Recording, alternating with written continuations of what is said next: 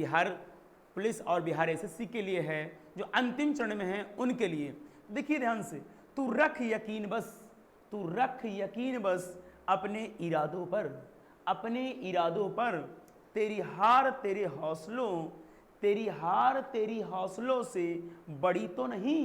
इसी के साथ आगाज करते हैं आज क्लास जो है बहुत ही महत्वपूर्ण क्वेश्चंस के साथ शुरू करते हैं। चलिए हम लोग शुरू करते हैं फटाफट। पहला क्वेश्चन आपके साथ दोस्त, याद रखिए, किस वर्ष अशोक ने कलिंग युद्ध किया था? किस वर्ष? तो आपको याद रखना है, कलिंग युद्ध अशोक के द्वारा किया गया बताना है दोस्त। 260 ईसा पूर्व, 61, 63, 66। तो कलिंग के द्वारा जो युद्ध किया गया वो 261 ईसा पूर्व। ऑप्शन कलिंग जो है वो कलिंग जो है उड़ीसा, याद रखिएगा, कलिंग जो है उड़ीसा, ये भी बहुत महत्वपूर्ण है। कलिंग जो है किस राज्य का नाम अभी है? उड़ीसा। अभी ओडिशा है, अभी क्या है? ओडिशा, याद रखिएगा। आगे सुनिएगा ध्यान से बात को। अशोक का ये अंतिम युद्ध है और अशोक जो है बौद्ध धर्म का प्रचारक बनता है। कौन धर्म का? बौद्ध धर्म का। और इसके जो शिक्षक थे यानी गुरु जी थे, इनका नाम है उपगुप्त। ये बहुत बार सेट प्रैक्टिस में पूछा गया है कि अशोक के गुरु का नाम क्या है, तो आप याद रखिएगा उपगुप्त नामक से शिक्षा ग्रहण किए हैं। कौन? अशोक, याद रखिएगा। कलिंग युद्ध। आगे चलते हैं। हिमालय पर्वत का उत्तरी पर्वतमाला जो है का नाम क्या है? देखिए ध्यान से, हिमालय पर्वत की उत्तरी पर्वतमाला का नाम हिमाद्री है। क्या नाम है दोस्त? हिमाद्री है, याद रखिएगा। निम्न में अधातु कौन है? देखिए दोस्त, अधातु कैसे निकालेंगे इसके बारे में जिक्र। देखिए अधातु जो है आपको निकालने के लिए एटॉमिक नंबर आना चाहिए। भैया ये क्या है? ये है कार्बन मोनोऑक्साइड। कार्बन मोनोऑक्साइड ये जहरीली गैस है, याद रखिएगा, कार्बन मोनोऑक्साइड। ठीक। Fe जो है लोहा, इसके परमाणु क्रमांक 26। तो ये जो है आपके पास धातु है। क्या है? सोडियम आपके पास इसका एटॉमिक नंबर 11 है, तो ये धातु है। कैसे चेक कर रहे हैं सर? ये 2, 8, 1। तो अंतिम कक्षा में अगर आपके पास 1, 2, 3 बच जाए तो आप समझ जाइएगा 1, 2, 3 के बारे में, तो वो धातु होगा। अगर दूसरी बात 4 बच जाएगा तो उपधातु कहलाएगा, और 5, 6, 7 कहलाएगा। अगर रहेगा उसमें तो वो अधातु कहलाएगा। ये F जो है फ्लोरीन है, तो यानी कि इसमें जो अधातु है वो फ्लोरीन। सबसे अभिक्रियाशील जो है फ्लोरीन है। कौन है सबसे अभिक्रियाशील? पूछेगा, ये फ्लोरीन होगा, याद रखेगा। शिक्षा का अधिकार अधिनियम भारत में कब लागू हुआ? शिक्षा का अधिकार नियम भारत में कब लागू हुआ?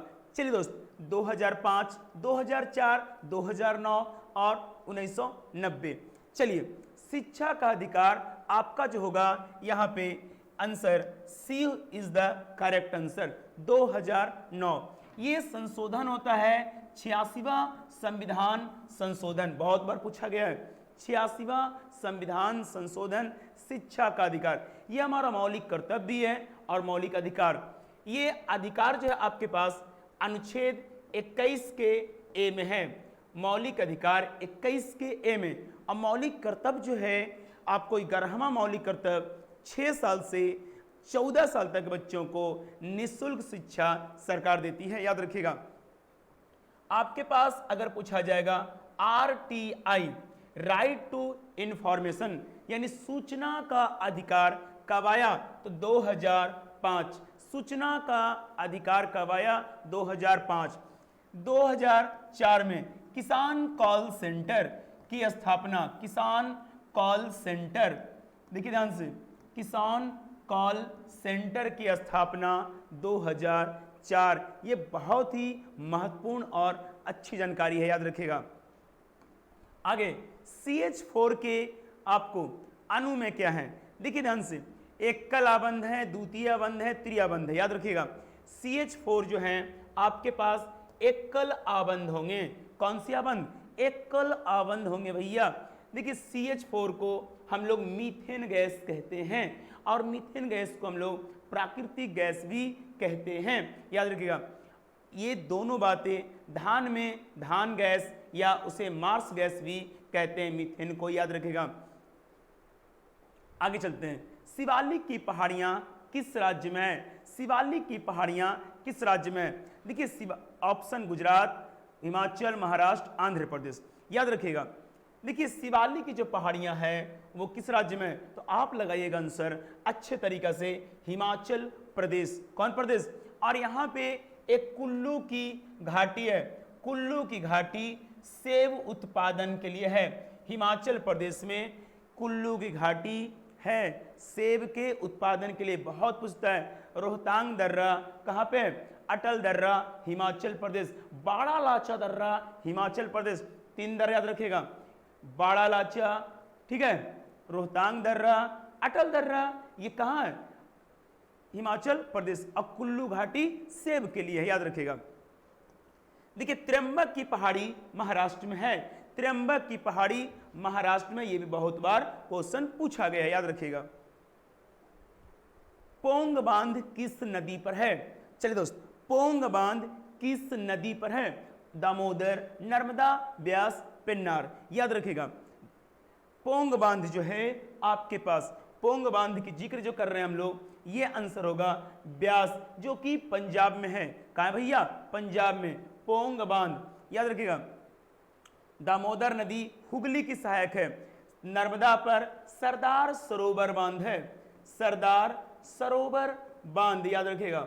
सरदार सरोवर बांध नर्मदा नदी पर है। भारत की सबसे ऊंची बांध आपको पूछा जाएगा, तो याद रखना है टिहरी बांध। कौन बांध है? टिहरी बांध, याद रखिएगा। ये नदी है भागीरथी। नदी कौन है? हेलो, भागीरथी, भागीरथी नदी पर है, याद रखना है। और उसके बाद टिहरी हो गया, ये राज्य जो है यूके यानी उत्तराखंड है। उत्तराखंड नदी में, सॉरी, राज्य में है। भारत की लंबी बांध कहेगा तो हीरा कुंड। कौन बांध है? हीरा कुंड। ये नदी है महानदी पर। कौन नदी पर है? महानदी, याद रखिएगा। नदी कौन है? महानदी। ये राज्य है उड़ीसा। कहाँ है भैया? उड़ीसा, याद रखते चलिएगा। सबसे बड़ा बांध या गुरुत्वीय बांध, तो ये कहेगा आपको, तो वो है, आपको लगा देना है भाखड़ा बांध। भाखड़ा बांध, ये जो है भाखड़ा बांध, ये सतलज नदी, और सतलज नदी हिमाचल प्रदेश में है। बहुत बार पूछता है हिमाचल प्रदेश में भाखड़ा बांध या याद रखें, बहुत बार हिमाचल प्रदेश ही आंसर आएगा, ठीक है। आगे चलते हैं हम लोग। वर्ष 1956 में राज्य पुनर्गठन के समय बिहार में कितने जिले थे? याद रखिएगा, राज्य पुनर्गठन अधिनियम 1956 में आया। सबसे पहले जो राज्य अलग हुआ वो राज्य का नाम है आंध्र प्रदेश। और राज्य पुनर्गठन आयोग के अध्यक्ष जो है भैया फजल अली हैं। कौन है? फजल अली, याद रखना है आपको। ये कहता है उसमें बिहार में जिले की संख्या 55, 35, 17, 21। जल्दी से आप लगा लें आंसर कौन वाला होगा, तो आपको लगाना है उस समय बिहार में जिले की संख्या 17 थी भैया। वर्तमान में जिला जो है 38 है। और उसी समय यानी 1956 में एक जिला था पुरुलिया, जो कि पुरुलिया जिला चला गया कहाँ? पश्चिम बंगाल में। भाषा के आधार पे ये भी आप नोट कर लीजिएगा। वर्तमान में जिला है 38, और 38 जिला की बात कर लेते हैं जल्दी से।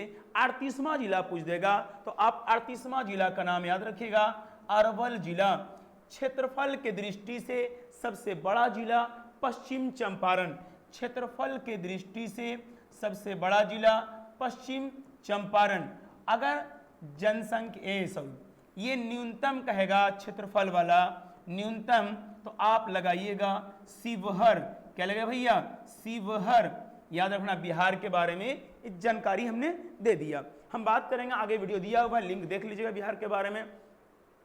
भारत में वेदा थांगल पश्चिम बिहार कहाँ है? गोवा, केरल, कर्नाटक, तमिलनाडु।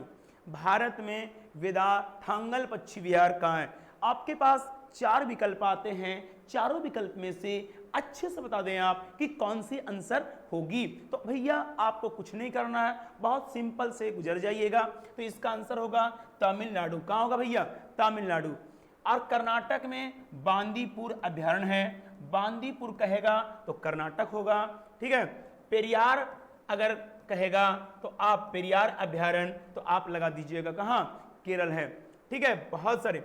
महावीर कह देगा, महावीर तो आप लगा दीजिएगा गोवा। और सुनिए ध्यान से, अगर आपसे पूछा जाएगा कि बिहार में कौन सा पश्चिम बिहार है तो आप लगाइएगा कांवर पश्चिम बिहार। कांवर झील भी है, कांवर पश्चिम। अब घाना पश्चिम बिहार कहेगा तो आप लगा दीजिएगा आंसर राजस्थान। कहाँ? राजस्थान। ठीक है, दीवाने एक खास, देखिए दीवाने एक खास निम्नलिखित में से किसमें स्थित है? जल्दी से लगाइए आंसर। बिहार राज्य में गंगा के किनारे स्थित जिलों की संख्या कितनी है? देखिए बहुत अच्छा सवाल है। बिहार में गंगा किनारे स्थित जिलों की संख्या आपको बताना है, तो इसका आंसर होगा 17। क्या होगा भैया? 17 जिलों की संख्या, सॉरी ये 17 नहीं भैया, माफ कीजिएगा, इसका सही आंसर 12 होगा। जिला की संख्या 12 होगा। बिहार में गंगा किनारे, और बिहार में पूरा सबसे लंबी नदी गंगा है, याद रखिएगा। और गंगा में एक मछली है जिसका नाम है डॉल्फिन। डॉल्फिन दिवस 5 अक्टूबर को मनाया जाता है, याद रखिएगा डॉल्फिन दिवस। 12 जिला कौन कौन है वो आप सभी लोग देख लीजिए। बक्सर, भोजपुर, सारण, पटना, वैशाली। एक बार फिर से, बक्सर, भोजपुर, सारण, पटना, वैशाली लाइन से। समस्तीपुर, बेगूसराय, मुंगेर, खगड़िया लाइन से। कटिहार, भागलपुर, लखीसराय, लखीसराय पहले है, ठीक है, कटिहार, भागलपुर, लखीसराय। बक्सर, भोजपुर, सारण, आप इसको स्क्रीनशॉट ले लेंगे। 12 जिला जो हैं आपके बिहार के गंगा किनारे बसे हुए, याद रखिएगा। ठीक है, हर्यक वंश का अंतिम शासक कौन है? बिंबिसार, बिंदुसार, नागदशक, इनमें से कोई नहीं। हर्यक वंश का अंतिम शासक कौन है? चलिए, हर्यक वंश का अंतिम शासक नागदशक है।